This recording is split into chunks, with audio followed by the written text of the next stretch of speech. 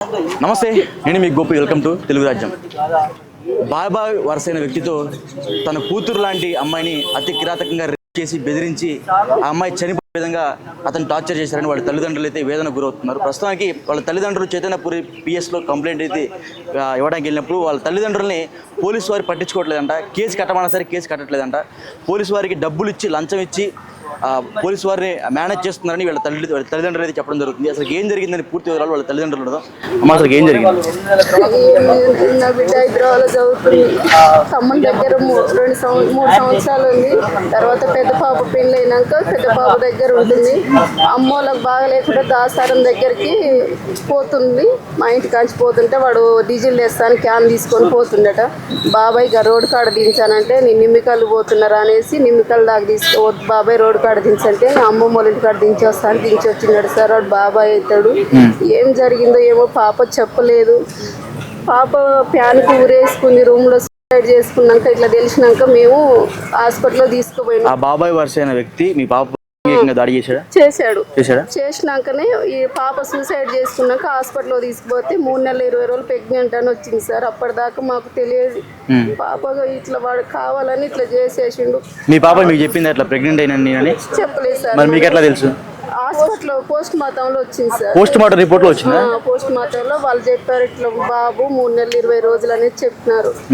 తర్వాత వాడేం చేసిండు 3వ రోజు పాపని మేము పారేసే రోజు వాడు కోర్టుకు సరెండర్ అయిండు. మళ్ళీ పోయిండు వచ్చిండు కత్తి. మేమేం చేసినాం ఇంకా మా పాప దాంట్లో ఉన్నారు అనేసి పెట్టినాం. పెడితే ఈ భద్రయ్య వీళ్ళు ఏం చేసినారంటే వాడు ఒప్పుకున్నాడు కదా ఇంకా ఎంతమంది మీద పెడతావు అప్పుడు అయితే ఒప్పుకుండు కదా మీ పాప అనేసి ఇంకెందుకు అనేసి వాళ్ళు లంచాలు తీసుకొని కేసు చేస్తా అని 2 నెలల నుంచి కేసు చేస్తా అనేసి చేతులు పట్టుకొని బతిలాడి కేసు అనేది చేయట్లేదు సార్. ఇప్పటికి కూడా నా బిడ్డకు న్యాయం జరగాలనేసి అంటున్నాను. వాళ్ళందరూ కూడా మీ ఊరు వ్యక్తులు అందరూ? మా ఊరు సార్. వాళ్ళ మా ఊరు. అంటే ఇప్పుడు వాళ్ళకి పలుకుబడి ఉందని మీకు న్యాయం జరగట్లేదు. ఎకరం అమ్మినాను ఇంకో ఎకరం అమ్ముతాను. గలీజ్ మాటలు కూడా అంటున్నారు. పెద్దమ్మలు చిన్నమ్మలు ఏమన్నారు? చెప్పుకోలేదు సార్. చెప్పాలా? ప్రతిదీ చెప్పాలి. ఏమన్నారు అంటున్నారు దాన్ని అనేసి వాళ్ళ పిన్ని వాళ్ళ పెద్దమ్మలు వాళ్ళు గలీజ్ మాటలు అంటున్నారు సార్. ఏమైతుంది ఇంకో ఎకరం అమ్మి పెడతాం అనేసి అవన్నీ ఓవర్గా మాట్లాడుతున్నారు. వాడు వచ్చి నిన్నీయాలు వచ్చి కూడా మళ్ళా వాడే మీడియా ముందు రగన్న దగ్గర ఒక రోజు పోయి మాట్లాడినాం.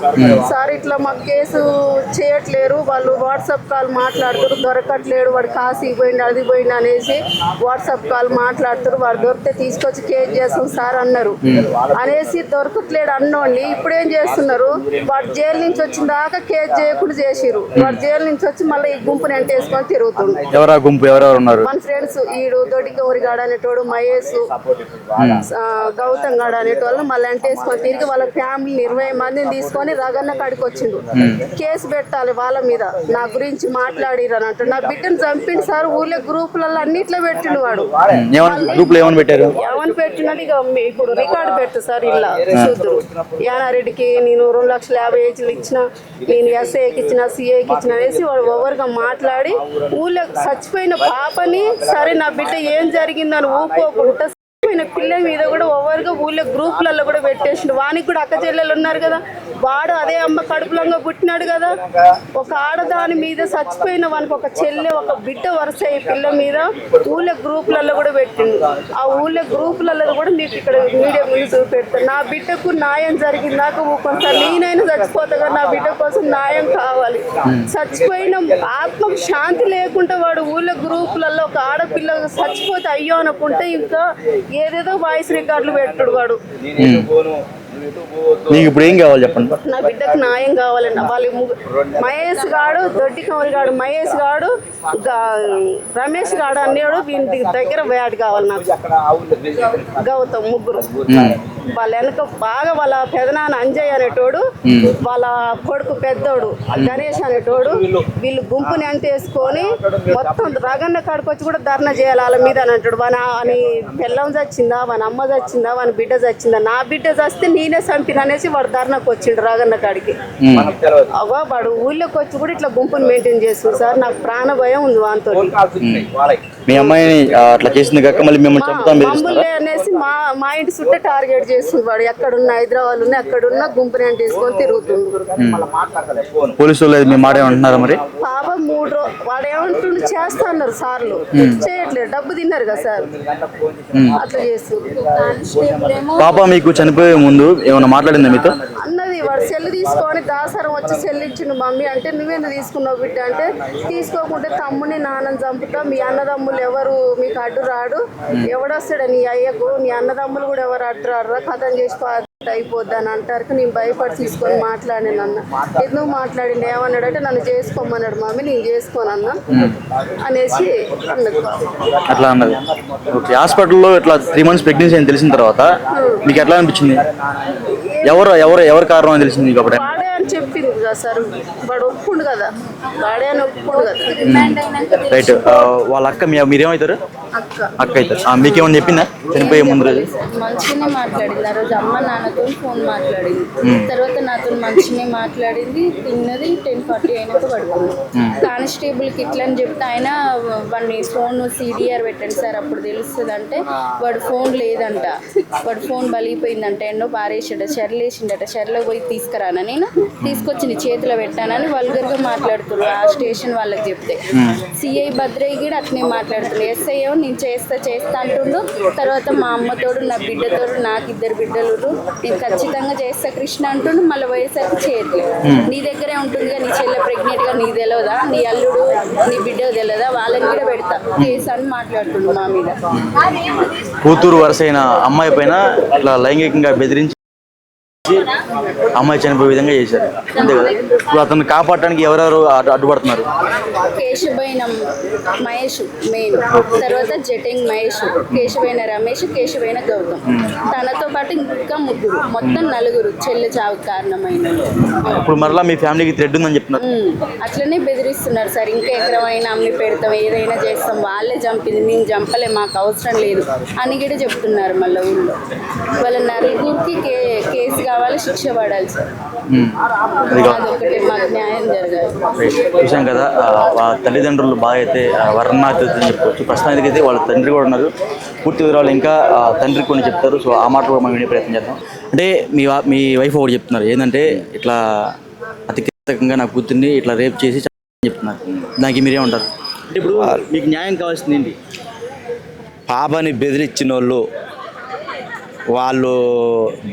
వాళ్ళు ఆ ఫోన్ కల్లా ఆ ఊరికి పోయిన వాళ్ళు వాళ్ళ వరకు కేజీ అనేసి మేము కోరుతున్నాం.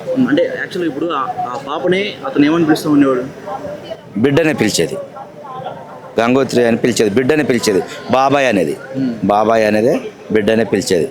నేను కూడా తమ్ముడనే పిలిచేది వాడు ఇగో ఈ బిడ్డ అనేసి ఈ మోసం చేసిండు వాడు. ఎప్పుడు మీకు అనుమానం రాలేదు?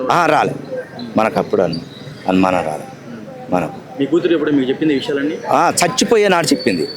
నాన్న నైటు ఎప్పుడో 8:30కు 8:30 అయింది. ఇట్లా నాన్న డల్లుగుందని అన్నది పెద్ద పాప. ఎందుకు డల్లుగుంది నాన్న అన్న, అనగానే ఏమో డల్లుగుంది నాన్న, అన్నం కూడా తినలేదు, నీరసంగా ఉంది చెల్లి అంటే, చెల్లెకి ఫోన్ మాట్లాడినా, ఏంది నాన్న అనగానే ఇట్లా ఫోన్ కాల్స్ గిట్ట వచ్చినాయి అనేసి, ఇప్పుడు అక్కకు వచ్చినాయి, మామయ్యకు వచ్చినాయి, నాకు వచ్చినాయి, ఈ రాంగ్ కాళ్ళు వచ్చినాయి, వాడెవడో నేను పొద్దున పోయి పోలీస్ స్టేషన్లో పెడతా, అవి తీస్తా, ఒకవేళ అవసరం అయితే మిమ్మల్ని రమ్మంటే తీసుకుపోతా, కానీ మీరెందుకు టెన్షన్ పడుతున్నావు, నువ్వు నీకేం భయం, ఊకో ఏం కాదు కానీ అన్న అంటే, లేదు నాన్న నన్ను బెదిరించుండు నాన్న అన్నది. ఎవడు నిన్ను బెదిరించిందండి? వాడు కేశవైన మహేష్, జటంగ్ మంచి వీళ్ళే బెదిరించారు నాన్న అన్నది. మరి ఈ ముచ్చట నిన్నమ్మన్నా చెప్పలేదు బిడ్డ, వాడిని ఏం చేయాలో ఆడికి పిలిపిస్తున్నావు, నేను ఆడికి పిలిపించి మాట్లాడుతున్నాను, వాడు నిన్ను బెదిరించే గత్యంతరం ఎక్కడిది వానికి, వాడేవాడు మనల్ని బెదిరిస్తానికి ఆయన అన్న. అదొక మాట 2 అన్నది. ఇక మాట్లాడలే. ఇక సర్లే నాన్న, నేను రేపు పొద్దునట్టు పిలిపిస్తా, నేను మళ్ళీ 10 గంటల వరకు అమ్మని అవసరం అయితే అడిగి తోలుతాను అన్న. సర్లే అని అన్నది. తెల్లారితాకనే 8:30కు అమ్మాయి సూసైడ్ చేసుకుని చనిపోయింది అనేసి వార్త వచ్చింది. నైట్ 9 గంటలకు 8:30కు మాట్లాడింది, తెల్లారితే 8:30కు మళ్ళా చనిపోయింది అనేసి వార్త వచ్చింది. అప్పుడు ఆడ ఈ నెంబర్ల మీద అనుమానం అనేసి మేము కేసు పెట్టినాం పోలీస్ స్టేషన్లో, చైతన్యపూర్ పోలీస్ స్టేషన్లో.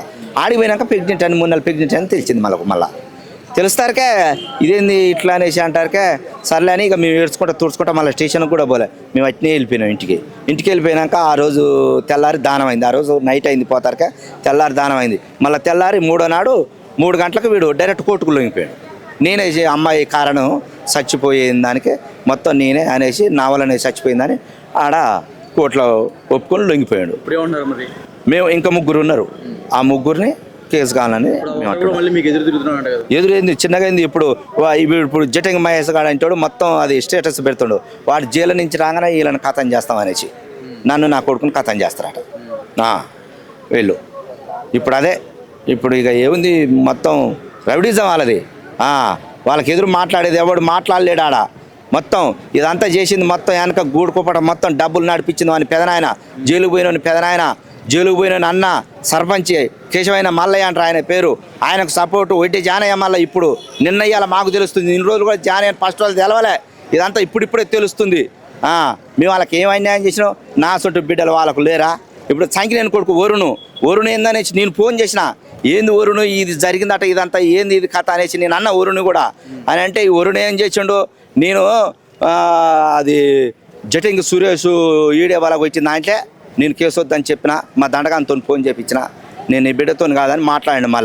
మళ్ళా అంటే ఆయన కూడా రాకపోవు. ఇప్పుడు ఈ జైలు పోయిన మేనమామ ఆయన ఇంట్లోనే ఉంటాడు కారు తోలుకుంటా. అందువల్లనే వచ్చిందట. ఆయన కూడా వచ్చి ఈ పనులు వీళ్ళు మొత్తం చేసుకుంటా వీడికి దగ్గర తీసుకొచ్చారు. ఇప్పుడు నాకు 21 సంవత్సరం నా బిడ్డ. నేను మట్టి అంట కూడా నేను చదువుకున్నా, నాకు కూడా ఏం లేదు. నేను కష్టం చేసుకుని బతికిన నా బిడ్డని పెట్టే చంపి కూడా వీళ్ళంతా పైరోగ చేయటం. ఇప్పుడు వాళ్ళ రికార్డులు కూడా ఉన్నాయి మొత్తం. ఇప్పుడు పోలీసు వాళ్ళని చెప్పిన దండం పెడతా కాలు మొక్త నా బిడ్డని అటాక్ అయిన వాళ్ళని పెట్టి అడ్డగోలుగా పోనేమనకురి. ఫస్ట్ అటాక్ అయిన వాళ్ళనే పెట్టరు సార్ అని అన్న. పెడుతున్నా సిఐ 2 నెలలు ఇప్పుడు పెడుతున్నా రేపు పెడతా. నేను అట్లా కూడా నమ్మపోదును. నా పిల్లలతోడు మా అమ్మతోడు అన్నాడు సిఐ నన్ను. నేను అందువల్ల నమ్మిన నేను సిఐని. నేను ఎవ్వరు మాట్లాడలే. ఒక్క నాయకునితో కూడా నేను ఫోన్ చేపియలే, ఎవ్వరిని కూడా తీసుకపోలే. మేమే పోయినాం. సరే ఎందుకు సరే న్యాయం చేస్తానన్నాడు అనేసి మేము పోయినాం. పోతే ఈ పని సిఐ ఎస్ఐ తలిగి ఇట్లా మమ్మల్ని ఇట్లా చేసిరు. ఇప్పుడు మీరు ఏమన్నా అంటే నీ అల్లుని మీద కేసు పెడతాం, మీ అల్లుని కూడా రమ్మను ఊరికే, నీ బిడ్డని నీ అల్లుని రమ్మని అంటాడు. ఊరికే మా అల్లుని బిడ్డ మీద వీళ్ళకు కేసు పెడతాం, బెదిరియటం. ఇక ఇట్లా అట్లా అంటే వీళ్ళు రారు. వీళ్ళు మొత్తం ఈ మోపనం చేస్తారు. ఇది మీకు పోలీసు వారు స్పందించట్లేదు? లేదు, పోలీసులు అసలు వాళ్ళు ఓకే అంటే మేము ఇక్కడ దాకా ఎందుకు వస్తాం? అసలు నేను ఎప్పుడో బయటికి వెళ్దును, యాడికి పోకన్నాడు సిఐ. నేను చేస్తానని హామీ ఇచ్చిండు, ప్రమాణం చేయించిండు. నా బిడ్డలతో నాకు అదే నమ్మకం. నాకు కూడా బిడ్డ ఉంది, ఆయనకు బిడ్డలు ఉండరట్టుంది అని నేను అనుకున్నా. ఎందుకంటే బాధ అంటే ఎక్కడ బాధ సార్? నేను 21 సంవత్సరం నేను 21 సంవత్సరం పెంచిన, పెద్ద చేసిన, గుడ్డ మాయనేలే, డబ్బులు ఎప్పుడు కావాలంటే అప్పుడు కొట్టిన. ఇట్లా చేసి ఇప్పుడు ఇవాళ కూడా మళ్ళీ మాకు ఈ మొప్పున ఇబ్బందులు పెట్టడం. ఖచ్చితంగా ఈ రోజు నుంచి ఖచ్చితంగా మీకు న్యాయం జరిగే పరిణామాలు జరుగుతాయి. ఎందుకంటే మీరందరూ కూడా మీడియా ముందుకు వచ్చారు కాబట్టి నాకు ఇన్ని రోజులు ఖచ్చితంగా మీకు అండగా ఉంటారు. పోవద్దు అంటే సర్లే అనేసి నేను ఇన్ని రోజులు చప్పులేంటో ఊకున్నా. ఇక రేపు చేస్తా, మాపు చేస్తా, రేపు చేస్తా 2 నెలలు ఇప్పుడు ఇది ఈ మోపన చేయటం. బాధపడుతున్నాను. ఖచ్చితంగా మీకు న్యాయం జరిగే పరిణామం. మాకు న్యాయమే కావాలి. నా బిడ్డని ఎప్పుడు బెదిరించిన వాళ్ళ వరకే చేయమంటున్నాను నేను కూడా. అది కూడా థ్యాంక్ యూ అండి.